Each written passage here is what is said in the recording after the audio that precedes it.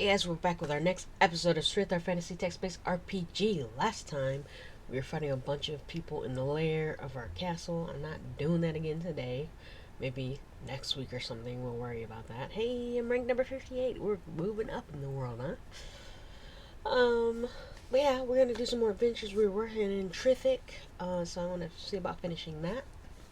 But since we're here in my castle, we might as well look into upgrading. Purchasing some upgrades. I wouldn't want a statue of myself. I wouldn't. I want living statues. I mean, we get the orbs of moonlight. It'll be nighttime lights. Okay. Game's frozen or something. Here we go.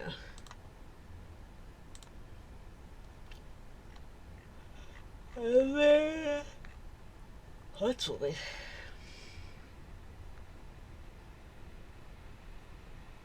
The huntswoman, much like a huntsman, patrols the wilds around your estate.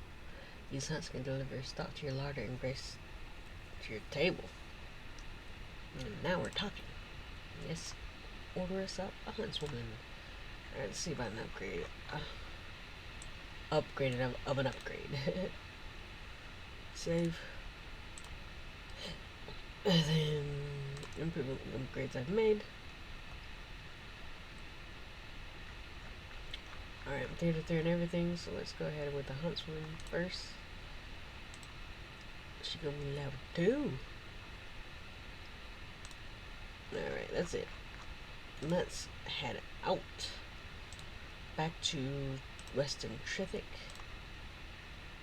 where we're going to go in to Triffic and look for more adventures.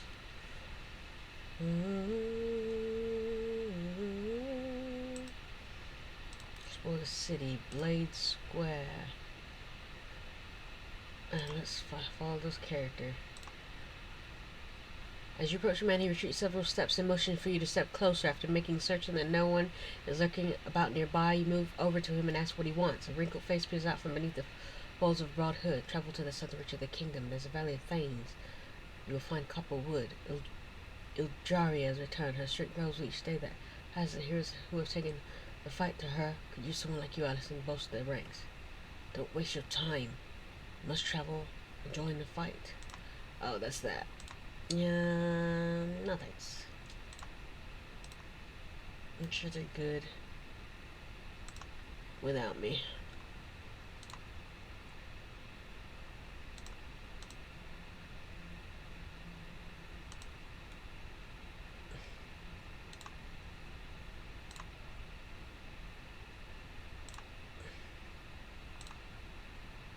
I think we've done everything in here, which is fine. Let's check out my rank, because that's making me very happy right about now. Number 8 on archery. I'm about to be number 1 eventually. Alright, let's start northwest. Are you going? Game's going real slow today. I'm clicking on stuff and it's not going. Alright, the old Northwood is going on here. I'm visiting the old Northwood, seriously. What's up?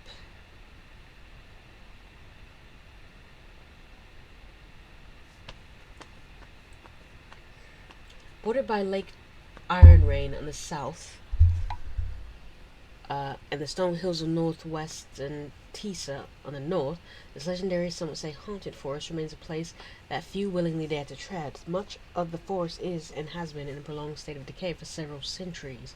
With its one proud hardwood giant black with rot, a few areas of wood, however, appear to have escaped the unnatural blight that has managed to conquer the rest of the forest. Yeah, unless there was an adventure, I'm not going in there. Yes, we're aimlessly wandering right now. The other layer. What is it? The large round red oaken door set in the base of the mossy slope just inside the eastern border of the Old North Wood serves as an interesting, most curious tavern. Oh, it's a tavern. The other lair, commonly referred to as the lair by its frequent patrons, is an establishment owned and operated by the famed adventurer Octopus Doctor. Okay, we gotta read about this. Octopus Doctor. Hailing from Dancing, Octopus Doctor, the Lord of Loxton House, has, by virtue of his indomitable spirit, become an adventurer of no small renown, possessing 18 skills and versed in 11 magical disciplines. With ambit-eyed, broad-shouldered legendary archer and master shadow mage, bears a well-earned reputation of a man with bold action and bravery, someone who stands undaunted from dire peril, who ever is ready to seek out adventure. Okay. I mean, let's see if we're any good in comparison, huh? Arcana 87, that's me. Archery 100, let's see who's number 1. Okay, 87, I'm better at diplomacy. I'm better at horsemanship. I'm better at law. I'm better at seamanship. I'm better at thievery. I'm better at unarmed. Grandmaster unarmed. I'm a grandmaster.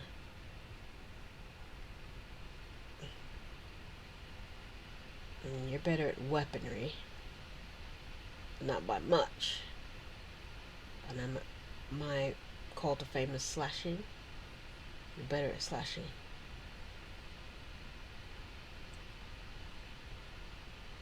I'm way better at pole arms. Alright, let's see powers.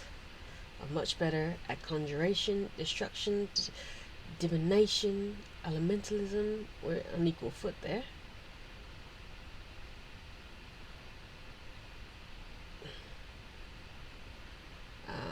Gating. Oh, I can train gating right now. Do better than you. Necromancy. Better at all magic, apparently. Much better at shadow magic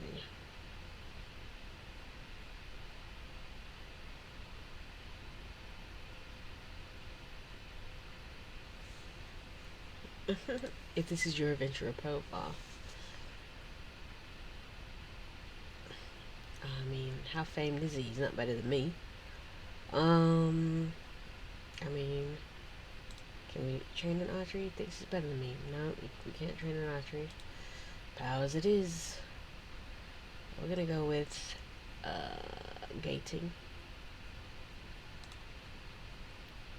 Just because I said so.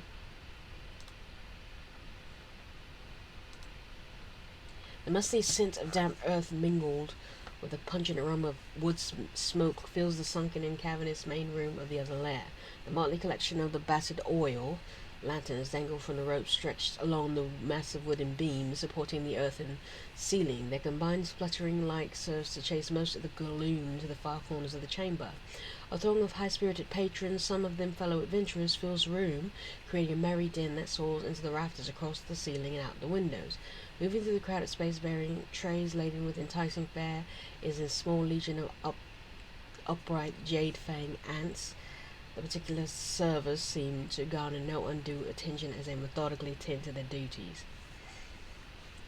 Alright, let's order. Renowned for the fortified nature of its very fair and unique character and makeup of its ale, the other lair has become a full favourite haunt of locals and first stopover for hungry travellers. According to the long-standing rumours, the Jade Fang servers are directly involved in the preparation of the tavern's food and the brewing of a ale. Despite their inability to directly communicate with patrons, the upright inn servers prowling in the common room are capable of understanding fully any requests made for food and drink. I order palo. You signal to one of the Jade Fang servers, who, upon receiving direction from a human server, scurries over and stands silently before you, politely waiting to voice your order of palo. The tavern has 2 small cauldrons for which they serve 2 distinctly different brews of palo. Palo, from the ornate cauldron, is known as Lagoon Palo, which bears a notorious reputation for its free flavor and enhancement. The plain cauldron has the left is nearly always filled with palo of a more usual variety. Lagoon Pale served in a stout earthenware mug smells and looks like any other long brewed pale. However, as you stared at the vessel's steamy black contents, you startled with a flying wing suddenly floats to the surface. The unexpected ingredient swiftly sinks down into the murky depths, and you consume the hot, flavorful beverage without hesitation. Yep. Alright, let's see the tavern keep. You find the tavern keep a heavy-set, white-haired man named Adrisel, giving instructions to one of his human servers. He cordially greets you and asks you if there is anything you need. Converse with him. You begin to converse with Adrisel and quickly discover the tavern keeps enjoys talking. As he prattles on about things of no particular consequence, you consider attempting to steer the conversation toward more interesting topics. Our proprietor, of course, is none other than Octopus Doctor, says Adrisel, making mention of the famed adventurer who owns the tavern. He's not here all that often, though. You should hardly be surprising. After all, he would amass such an incredible collection of accomplishment by spending his days here. The tavern keep goes on to tell you several interesting anecdotes, including involving Octopus Doctor before politely excusing himself to tend to one of his many duties. Have you tried the ale? He asks as he steps away. You might have a go. It's in rare form today, if you know what I mean. Okay. Fine, let's try the ale. The ale, strong, bitter, complex brew whose ingredients include moss leaves, tree saps, and lizard tail. A surprisingly pleasant and fortifying drink. After finishing, flagging, and grimacing your way through as usual, lingering aftertaste, you feel a sense of warmth rise up in the pit of your stomach. Washing the jovial spirit imparted by the strange ale, make your way across the common room, finding that you now need to take special care with each step.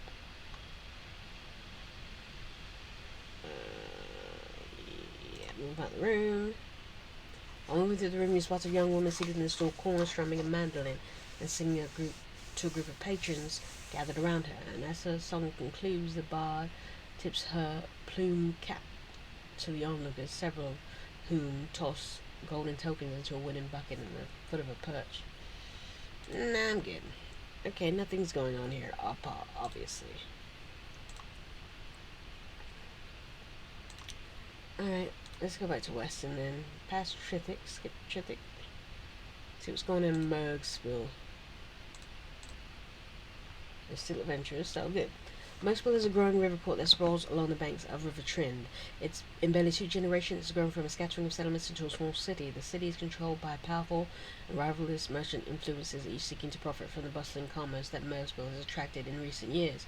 A federation of cities' larger merchants known as a Rivers Guild wields great power throughout the region, overseeing and profiting from nearly all the commerce that passes along the river. There's lots. Alright, let's hit the old cathedral. Go. Embark. Following up a rumor that the River Guild is seeking a brave adventurer for dangerous but rewarding task, you make your way to the city hall where you are granted a meeting with the city's magistrate. The magistrate, a gaunt, joyless sort of man, nods grimly as you introduce yourself and explains that the River Guild is willing to pay a handsome sum for anyone brave enough to tackle a problem that has long plagued these parts, a problem that resides just across the river from Mergsville. Yes, said the magistrate as he moves to open a window and points to the stark silhouette of a large structure on the far side of the river. The matter is that of the old cathedral. Now, it would be amiss if I did not say that there are few willing to set foot in that forsaken place. You learn that the old cathedral's name, a name given to it by the locals, was the very heart of the ancient town known as Trintok. Several centuries ago, there was a series of devastating raids launched against the town by the goblins and trolls that fested the Forundin foothills. The end results of these attacks were the razing of Trintok. Only the great cathedral, the centre of all Trintok, survived the raids, said the magistrate. The goblins and trolls and their monstrous kin were eventually driven from the ruins of Trintok, but it was not rebuilt. Instead, the small river village of Mergsville took on new importance and grew into what we hold today. The ruins of Trintok and the remains of its once glorious cathedral are but a shadow of the past, a haunting reminder of the tragedy now centuries old. The magistrate tells you that the stories passed down from generation to generation tell of the restless spirits and walking dead that stalk the ruins of the old cathedral. You learn that from time to time the locals have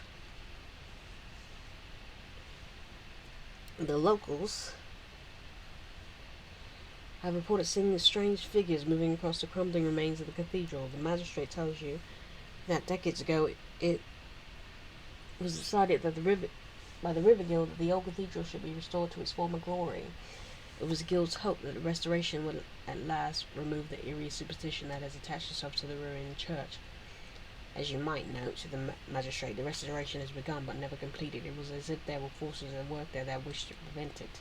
The magistrate tells you that the tradesmen and artisans at work on the restoration of the old cathedral and its grounds encountered many strange things, and a handful of men went missing not long after the project began. These incidents, even their disappearances, were quickly explained away by the River Guild, which did not wish for news of the events to spread. The magistrate explains that part of the cathedral's ground level was restored and was put to use as a place of worship, but some of the locals just over a year ago. By some of the locals over a year ago. However, you learn that several months ago there occurred an incident in the old cathedral, an incident that unfolded before the eyes of 50 worshippers.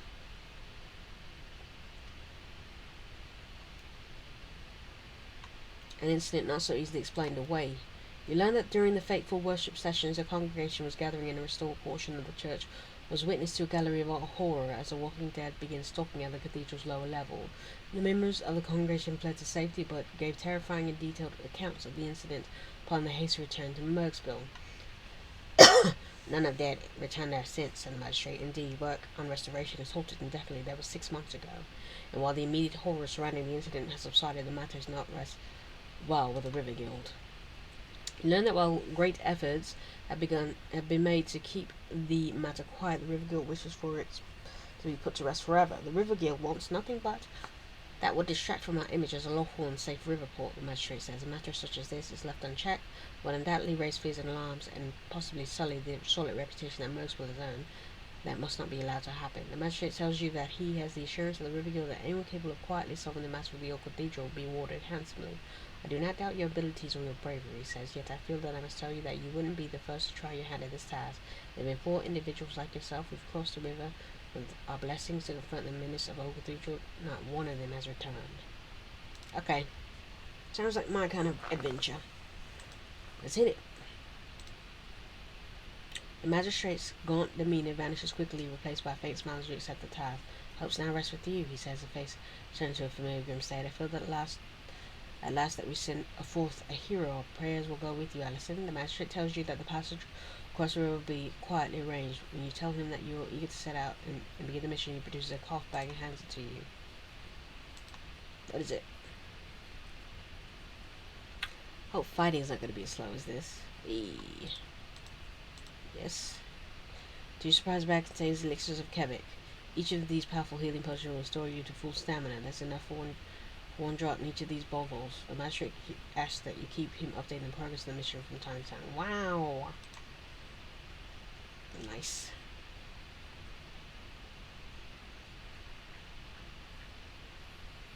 Continue. Lisa, thank you.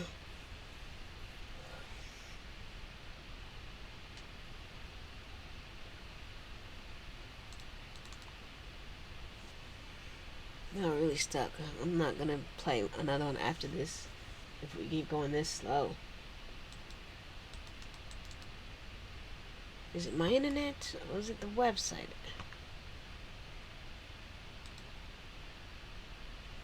You know, since I'm connected, I haven't had any problem with anything else.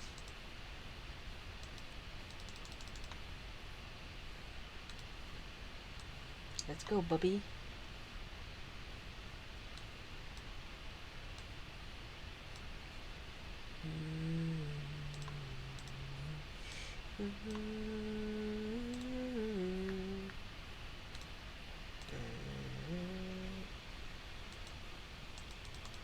Seriously, it's stuck. How do you even restart this? It's a website. You can't restart it. This isn't the first time this has ever happened. I press enter.